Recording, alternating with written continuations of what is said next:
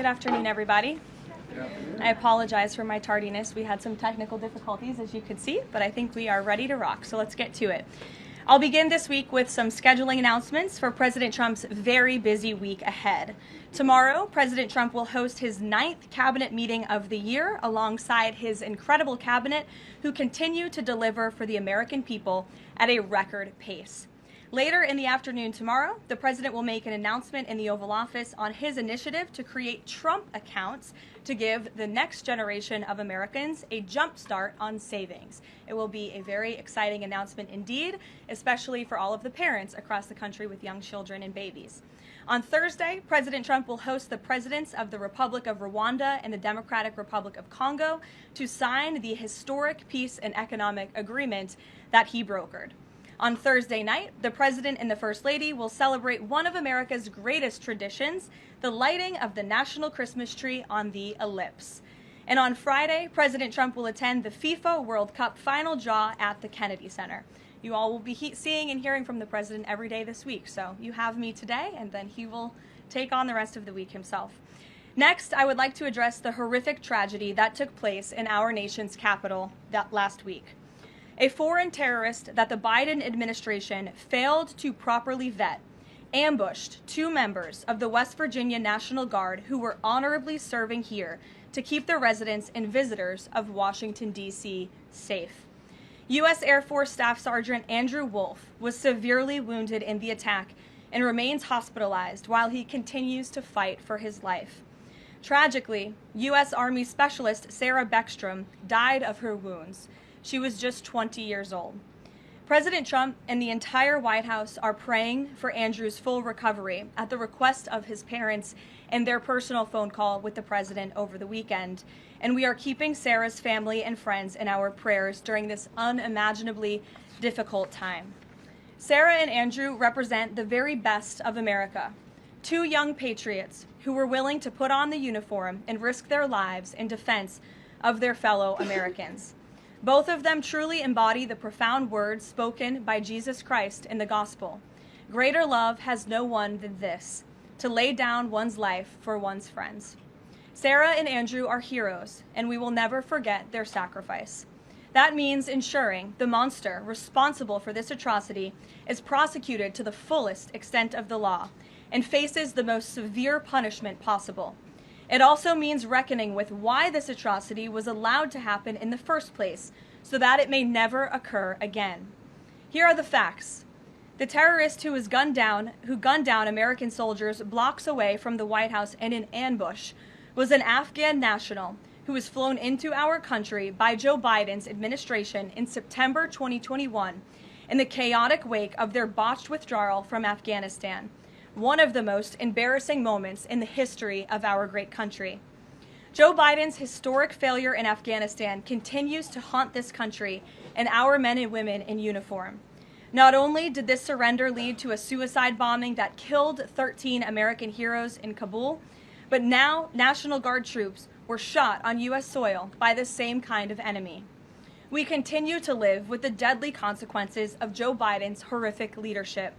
Nearly 100,000 Afghans were recklessly released into the United States with little to no vetting. There was no regard for the disorder and violence that this would unleash on American communities and American culture. Reportedly, thousands of these strangers and unknown individuals were flagged to the Biden administration for national security, public safety, and fraud concerns. But the terrifying truth is that the Afghanistan debacle is just a small part of Democrats' complete and total betrayal of the American people during the Biden years. The tragedy that we just witnessed the day before Thanksgiving is a reminder that untold thousands of terrorists, gang members, and criminals were invited into our country and remain here to this very day. The border is now secure, thanks to President Trump, but the threat in our interior remains real and urgent. These public safety threats are already inside our land. And President Trump was elected on a promise to find and remove them. And he has already taken significant steps and made significant progress towards fulfilling this promise. But there is more work to be done because President Trump believes that he has a sacred obligation to reverse the calamity of mass, unchecked migration into our country. As a result, the Trump administration is now actively re-examining all of the Afghans imported into the country by Joe Biden. Any individual who threatens our national security or our citizenry will be subject to removal. President Trump has already permanently paused migration of foreign nationals from third world countries that pose a very high risk to the United States. For too long, past American presidents supported self-destructive immigration policies that allowed foreigners who outright hate our country and have no interest in assimilating into our culture. They've allowed these individuals to flood peaceful American communities. This disastrous approach has drained our welfare program, driven up the cost of housing, suppressed wages, and jeopardized the safety of law-abiding American citizens. In fact, according to a new bombshell report from the New York Times, Somalian migrants in Minnesota have defrauded nearly $1 billion in taxpayer-funded benefits under Democrat Governor Walz's leadership. President Trump is putting an end to this dangerous America Last approach. His position is rooted in common sense. In the wake of last week's atrocity, it is more important than ever to finish carrying out the president's mass deportation operation. America cannot allow millions upon millions of unvetted illegal aliens to be rewarded with amnesty after they broke our nation's laws to come here. They must go back to their home countries. It is also essential to immediately address the massive fraud and corruption that has been going on for decades in other aspects of our immigration system, most notably when it comes to asylum claims. Millions of people who have come here under false pretenses are told blatant lies now enjoy temporary legal status. President Trump is ending this scam as well, and I would point out that the Democrats have tried to block this administration from doing so at every turn with lawsuit after lawsuit. The hard truth is that even when it comes to our legal immigration system, past presidents have failed to ensure that all prospective citizens love America, will add value and contribute to our communities, and will assimilate into our culture. Leaders have a duty to defend and advance the interests of their own people, not foreign nationals. Leaders also have a duty to preserve the integrity and character of our nation's national identity. That is why President Trump is more committed than ever to fully restoring American sovereignty by keeping our borders secure, removing all illegal alien invaders, and rebuilding a legal immigration system that makes sense and benefits our country. President Trump has no higher responsibility than to defend our homeland and our people, and he will never waver in doing so. With that, I will open it up to questions, and we'll lead today with Isabel Brown, who is in our new media seat. She's a very popular face on television these days. She's built a great independent media podcast and platform with the Daily Wire, and I appreciate your being here, Isabel. Thank you for being Karoline, here. appreciate it and appreciate the briefing. Many Americans, in light of these recent events that you just mentioned, are starting to say that we are being invaded as a country, culturally and logistically, when it comes to immigration. And we know that immigration without assimilation is indeed invasion. So given the recent remarks from Vice President Vance on a college campus about dramatically reducing legal immigration to address some of this crisis, and President Trump's Truth Social post last week about individuals who may be non-compatible with Western civilization, are there any conversations happening or plans being made behind the scenes for the administration to implement at least a temporary immigration moratorium, for example, in light of what the American people might be calling for? So, Isabel, it's a great question. I think I spoke a little bit to the heart of your question in my opener there. I would add that the Trump administration has done more to limit migration, both illegal and legal, than any administration in history. And I'll just walk you through some of the actions that we have taken thus far. Number one, the Trump administration issued a travel ban for 19 countries, including Afghanistan, special immigrant visas, which is a legal pathway to get here, which we know many Afghans have utilized to come into the country, have now been paused since the tragic shooting last week. Refugee admissions were suspended for Afghans from this administration on day one, and refugee admissions into the country right now are essentially at zero, with the exception of Afrikaners fleeing persecution in South Africa. The State Department has also heightened their scrutiny and vetting of all visas and have revoked visas, as you know, for those who do not align with our country's national interests. The Secretary of State has the right to do that, and we've taken unprecedented action to do just that. We are also now pausing all asylum adjudications for additional vetting as well. And so additional actions I don't have to read out for you today, but I would just remark that the president has made tremendous progress on this front, and it's why it's so crucial that we not only secure the borders, which the president did in record time. We have 0 illegal aliens entering into the country month after month, but we also are taking a look at those who are already in the interior of our country and removing them if they are here illegally, and also taking a look at these visas. Again, having a visa in the United States is not a right, it is a privilege. And the Secretary of State, if you are deemed contrary to our country's foreign national interests, has the right to revoke that privilege. Thank you. Gabe. Thank you, Caroline. Excuse me. Regarding Venezuela, the president said yesterday that Secretary Hegseth had denied that second strike, the reported second strike on an alleged drug vote on September 2nd, the secretary said to the president that didn't happen. But to clarify, I just wanted you to clear this up. In his social media post, Secretary Hegseth didn't go into details about that strike. He just said U.S. operations in the area were lawful, and he said that the story and media reports were fabricated. So to be clear, does the administration deny that second strike happened, or did it happen and the administration denies that Secretary Hegseth gave the order? The latter is true, Gabe, and I have a statement to read for you here. President Trump and Secretary Hegseth have made it clear that presidentially designated narco-terrorist groups are subject to lethal targeting in accordance with the laws of war. With respect to the strikes in question on September 2nd, Secretary Hegseth authorized Admiral Bradley to conduct these kinetic strikes. Admiral Bradley worked well within his authority and the law, directing the engagement to ensure the boat was destroyed and the threat to the United States of America was eliminated. And I would just add one more point to remind the American public why these lethal strikes are taking place. Because this administration has designated these narco-terrorists as foreign terrorist organizations. The president has a right to take them out if they are threatening the United States of America and if they are bringing illegal narcotics that are killing our citizens at a record rate, which is what they are doing.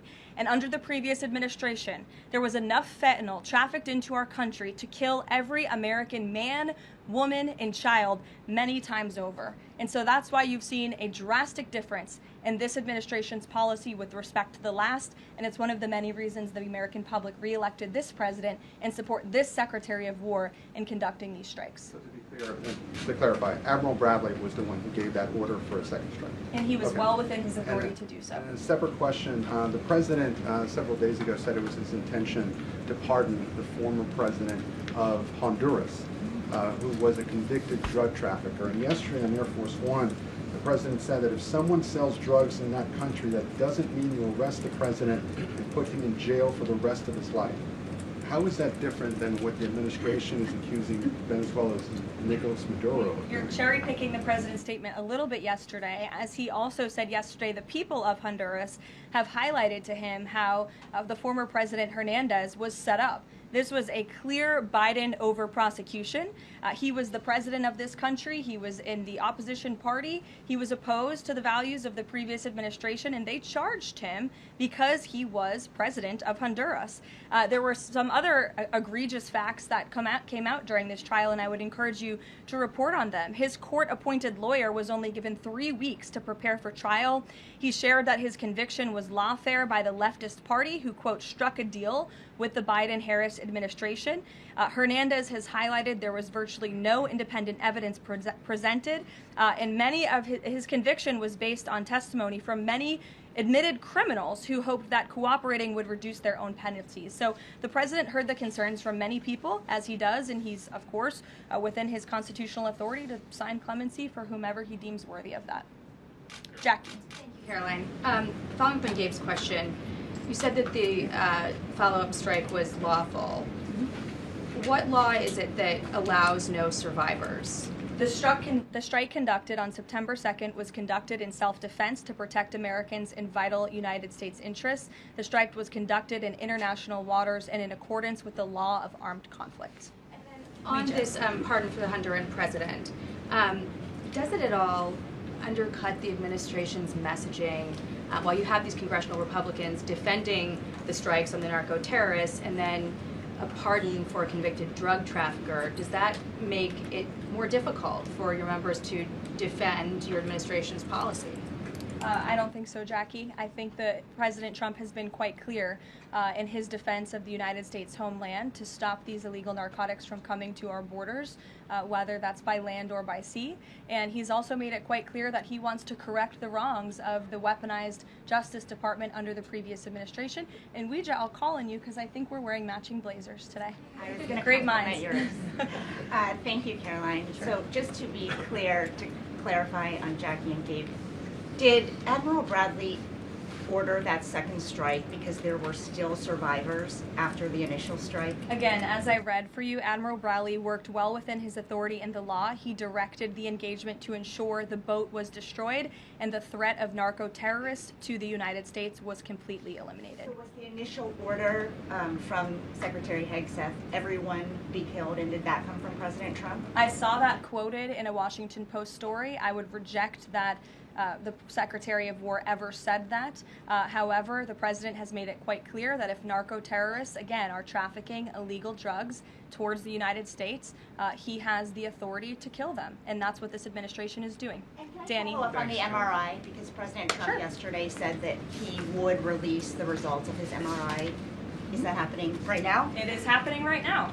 As part of, and this is a summary from the President's physician, and we will release it right now. I think my team has it teed up for all of you. I'll read it for you, and then you'll get it physically as well. As part of President Trump's comprehensive executive physical, advanced imaging was performed because men in his age group benefit from a thorough evaluation of cardiovascular and abdominal health. The purpose of this imaging is preventative, to identify any issues early, confirm overall health, and ensure the President maintains long-term vitality and function.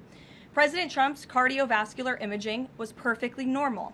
No evidence of arterial narrowing impairing blood flow or abnormalities in the heart or major vessels. The heart chambers are normal in size, the vessel walls appear smooth and healthy, and there are no signs of inflammation or clotting. Overall, his cardiovascular system shows excellent health. His abdominal imaging is also perfectly normal. All major organs appear very healthy and well perfused. Everything evaluated is functioning within normal limits with no acute or chronic concerns. In summary, this level of detailed assessment is standard for an executive physical at President Trump's age and confirms that he remains in excellent overall health.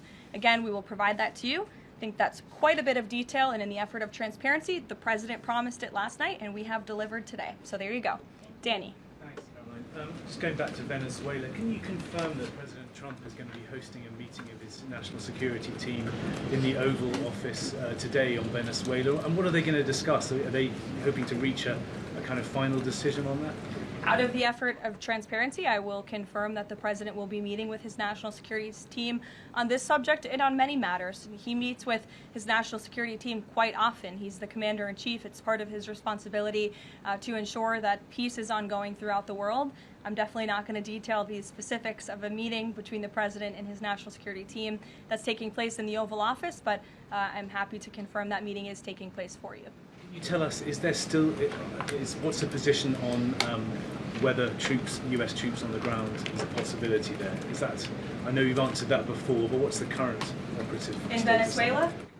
I think my previous answer stands. There's many options at the President's disposal that are on the table, and I'll let him speak on those. Ed.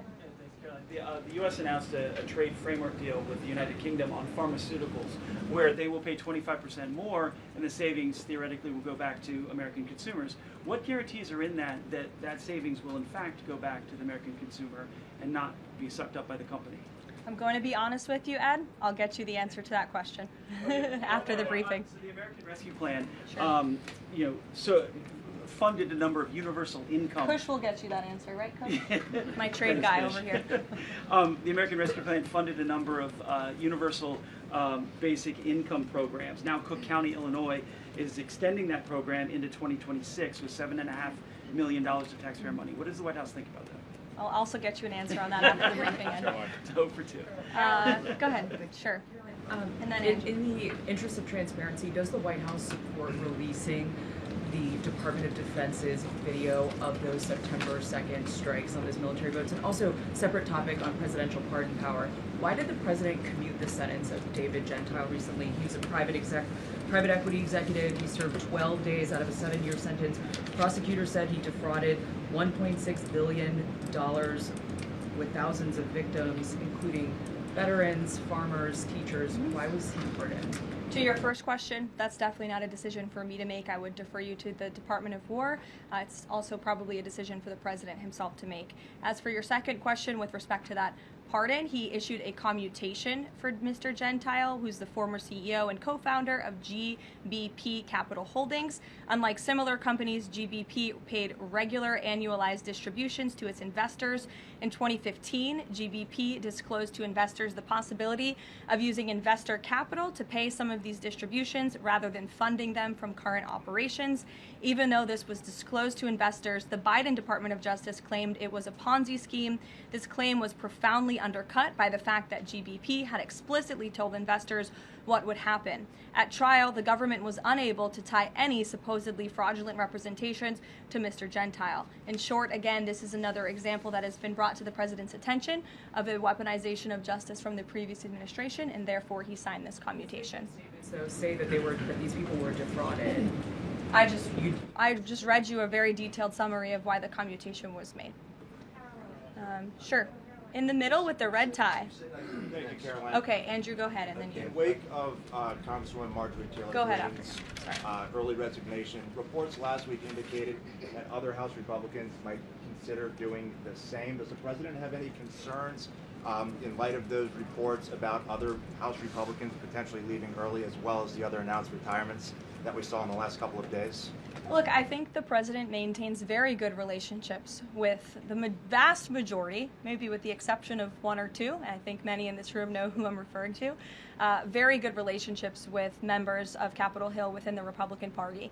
And the president clearly is the unequivocal leader of the Republican Party. I think it was a recent CNN poll that actually showed that more than 90% of Republicans continue to support President Trump as the leader. So he maintains very good relations, as does his entire team here at the White House. And of course, we have a very slim margin in the House, and the president wants that to continue. Andrew, go ahead. Sure. First on the Venezuela strike. You said that second strike was in full accordance with the law of armed conflict, but the Navy's own manual of law of war says that specifically firing on survivors from a wrecked vessel is an example of a war crime that's forbidden under U.S. law and the law of armed conflict. So how was that second strike in following law of armed conflict and then second on immigration? Again, Andrew, I would reiterate to you the strike was conducted in international waters and in accordance with the law of armed conflict. And since somebody asked about Congress, and it's sort of related to Venezuela, I also want to add that Secretary Hegseth spoke with members of Congress who may have expressed some concerns over the weekend. And there have also been 13 bipartisan briefings to Congress on the Venezuelan strikes. There have been a number of document reviews for members of Congress to review the classified DOJ Office of Legal Counsel opinion and other related documents. 29 senators and 92 representatives have reviewed those documents, which is about 2/3 of those are Democrat members, and they have been made available to all 100 senators, all 435 members of the House, and to general counsels of the relevant committees on a bipartisan basis for their review. On immigration, during your topper you said, and I quote, "Leaders also have a duty to preserve the integrity and character of our nation's national identity." Can you explain what you mean by our nation's national identity and integrity and character, and how would refugees, people coming from war-torn places who are seeking a safe haven in America, like many of our forebears in this room, not add to our nation's integrity and character of our national identity? I'll tell you what does not add to our nation's character and integrity is refugees who come here under the alleged plight of asylum and fleeing persecution and then come to the United States to abuse our system and rip off American taxpayers. And as I pointed out, the New York Times, to their credit, it was about 6 months too late, but they did write about how Somali immigrants in Minnesota have been ripping off American taxpayers. In fact, 86 people have been charged in a rampant and widespread fraud scheme spanning multiple programs in Minnesota. Of those 86, 78 of those people are Somali, 91% of them charged. So far, 59 of those people have been convicted for their roles in fraud plots that have stolen $1 billion from taxpayers. In one scheme, and this is egregious, a nonprofit and its affiliates with these Somali migrants claimed to have fed tens of thousands of American children during the pandemic. They were reimbursed for those meals by taxpayers. However, federal prosecutors found that almost all of those meals were never even delivered to hungry children. In fact, those organizations' leaders spent the money on houses, luxury cars, and real estate in Turkey and Kenya. Another scheme involved hundreds of organizations who were reimbursed for services that were supposed to help people at risk of homelessness. Once again, those services were never provided. All of this has happened under Democrat leadership in a Democrat-run state where these refugees, these migrants are coming to the United States. They are abusing our system. They are draining our resources that should be going to law-abiding, taxpayer-funded, tax-paying Americans. And this president is not going to put up with it anymore. Rachel. Thank you, Karoline. Just to follow back up on the Washington Post reporting, so much of the concern from Democrats and Republicans is focused on the survivors. Why won't the administration either confirm or deny or reveal whether or not there were survivors after that initial first strike? And what imminent threat would two survivors pose who were clinging presumably to the wreckage of that boat? Again, as I said, I think you guys are sort of not listening fully to the statement I've provided. Admiral Bradley worked well within his authority and the law, directing the engagement to ensure the boat was totally destroyed and the threat to the narco-terrorists, to the United States, was eliminated. And for any further questions about his thinking, I would defer you to the Department of War. I obviously wasn't in the room for these. Just to follow up, Karoline, just on the administration's policy when it comes to survivors, was there a change in policy after this strike on September 2nd? The Washington Post is reporting that these two survivors were killed after a second strike, but then in October, two people were rescued and returned to Colombia and Ecuador. So was there a decision that was made to handle survivors differently after these strikes? Not to my knowledge, no. Steve. The president confirmed that he spoke to the Venezuelan leader. Are you trying to negotiate his departure? Is there an asylum deal underway? President, as you know, last night on Air Force One, he said, I don't want to comment on that, but I did speak to him in the effort of transparency. So there you go. You got your confirmation. I'll let him speak further if he wishes to on the details of that conversation that took place. Steve Witkoff is headed to Moscow. How close are you to some sort of Ukraine agreement? I think the administration feels very optimistic. Obviously, you've seen, Steve, that the president's entire team, including Special Envoy Witkoff and Secretary Rubio and the Vice President and the President himself, Secretary Hegseth as well, have been working so hard on this effort, and they all really want to see this war come to an end. And so just yesterday, Sunday, I believe that was yesterday, they had very good talks with the Ukrainians in Florida, and now, of course, Special Envoy Witkoff is on his way to Russia. This is sort of the shuttle diplomacy that you've seen from this administration play out, where we speak equally with both sides. We've put points on paper. Those points have been very much refined, but as for the details, I will let the negotiators negotiate, but we do feel quite good, and we're hopeful that this war can finally come to an end. Stephen. Thank you, Caroline. I've got a question about Ukraine and then a clarification about immigration changes that are happening. On Ukraine, President Trump very briefly yesterday said that corruption issues there were not helpful to the peace process following the resignation on Friday of President Zelensky's top aide, Andrei Yermak. We were told from your podium in the prior administration that, quote, there is no indication that there's been any kind of widespread corruption involving U.S. resources in Ukraine. What is the Trump administration's view of corruption issues in the wake of Yermak's resignation, and how is that impacting peace talks? Well, look, I think the president has made it quite clear, as he said last night, corruption is never helpful. and he does not want to see American tax dollars taken advantage of, which is why he has stopped the endless checks that were being written by the previous administration to fund this war. The United States is selling weapons to NATO that are being sent to Ukraine. That's a very different thing than the American people writing blank checks to a war effort very far away. It does not degrade the administration's determination to see this war come to an end, but I think it exemplifies the president's desire to always put the American people and the American taxpayer first. On immigration, you mentioned, or you emphasized that there would be a review of the Afghans who were resettled here under the previous administration. Yes. There's a lot of changes happening right now to asylum and to green card holders. What should the 2 million people with pending asylum claims, or the roughly 1 million people from the 18 other countries of concern, know about what's going on in the review? What's the status of all these other people? They're essentially paused for review, and the Department of Homeland Security is taking this very seriously, because we are not going to allow soldiers like we saw in American streets last week to be gunned down at the hands of these foreign nationals who had the privilege of coming to the United States of America. And unfortunately, this is not the only example of a dangerous Afghan who was let in by Joe Biden, who went on to harm the American people. There was an Afghan national who was let into the country under the Biden administration through Operation Allies Welcome, who shot and wounded 2 Fairfax, Virginia police officers during a routine traffic stop. He was killed by return fire after declaring, quote, "I should have served with the explicitive Taliban." 2 Afghan nationals were given legal status by the Biden administration as well, who were arrested and prosecuted for plotting a terrorist attack in Oklahoma just before Election Day in 2024. We all remember that. They possessed hundreds of rounds of ammunition and had pledged their allegiance to ISIS. There was also an Afghan national who was on the terror watch list who was apprehended by Border Patrol in 2024, but then he was released into our country by the Biden administration. Again, let's just highlight the absurdity of that.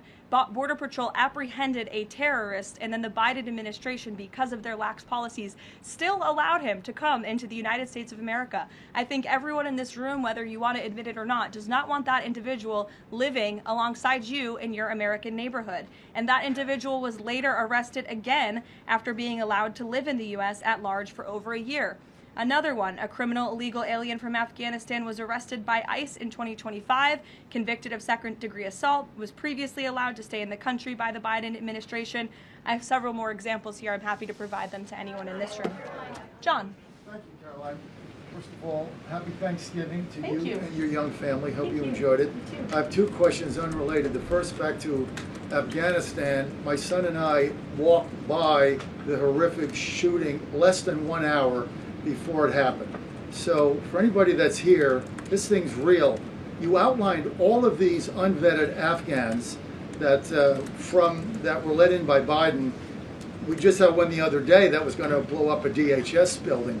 Can you be specific on what the Trump administration is doing now to re-vet those that are here so that we don't get a repeat of what we had Wednesday night?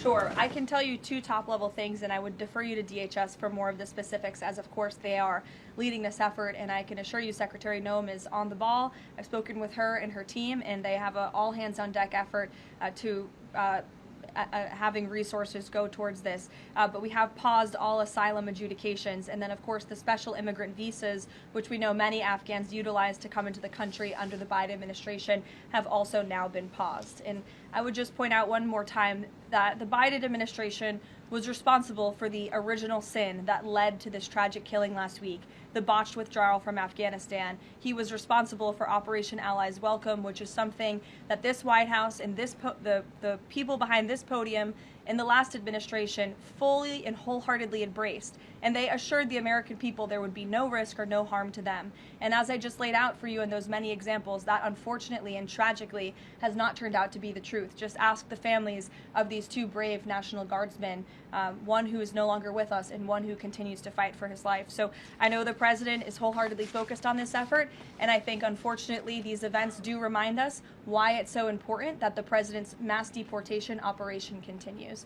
With that, sure. Follow up.